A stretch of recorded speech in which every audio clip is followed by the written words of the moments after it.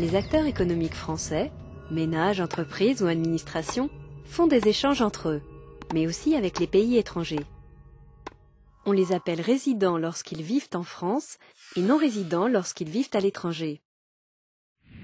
Un constructeur automobile installé sur un site de production en France exporte des voitures vers l'étranger.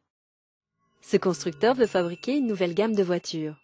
Pour cela, il décide d'importer des machines-outils depuis l'étranger pour son usine en France.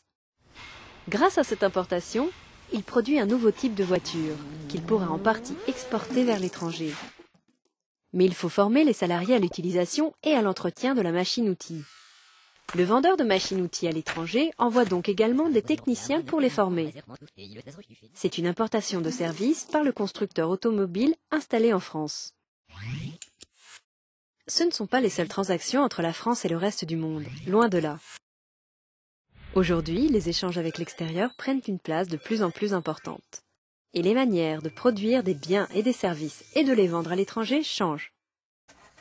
Par exemple, au lieu de produire des voitures en France et de les exporter, notre constructeur automobile peut aussi décider de construire une usine sur place qui vendra directement des voitures dans ce pays. Il réalise un investissement direct à l'étranger. En contrepartie, une partie des bénéfices réalisés par l'usine filiale retournera en France. Pour financer la construction de son usine à l'étranger, le constructeur automobile peut décider de souscrire un emprunt auprès d'une banque située dans le même pays. Cette usine de voitures utilisera elle-même, dans son processus de production, des composants fabriqués en France, par exemple des pneus. Il n'y a pas que les entreprises ou les banques qui participent aux échanges internationaux. Tous les ans, de nombreux touristes viennent en France et dépensent de l'argent, par exemple dans des hôtels et des restaurants. Ceci constitue une exportation de services pour l'économie française. D'autres gens se déplacent, mais de manière plus régulière, les travailleurs frontaliers. Les salaires qu'ils gagnent dans les pays voisins de la France constituent une recette. Mais ce n'est pas fini. Avec l'ouverture internationale des marchés financiers, les flux d'argent entre les résidents français et les non-résidents ont même pris une toute autre ampleur. Beaucoup de ménages français ont placé une partie de leur épargne dans des produits financiers auprès de leur banque. La banque peut placer une partie des sommes collectées dans des actifs étrangers, par exemple des actions d'entreprises non résidentes. La banque touche alors elle-même des revenus qu'elle reverse aux ménages qui ont souscrit les produits financiers.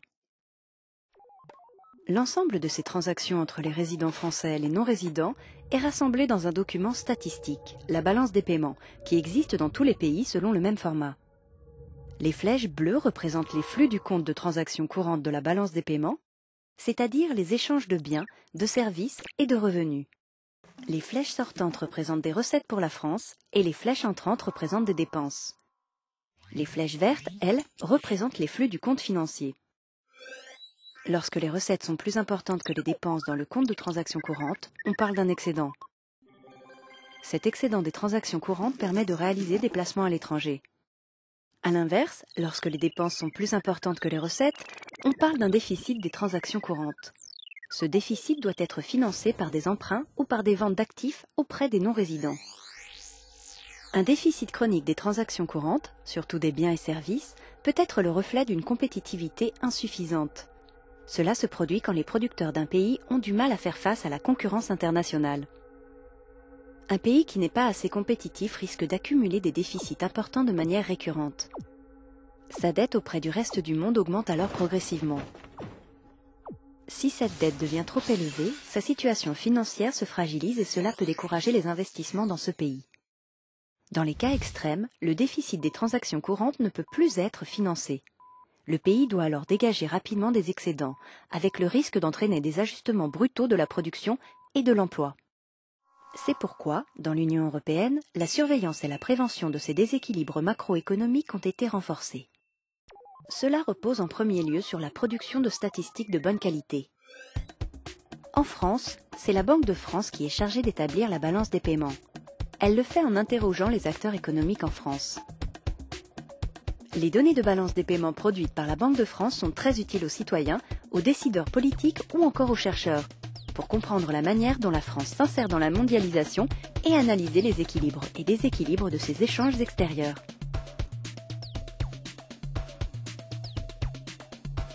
Pour en savoir plus, consultez le site de la Banque de France.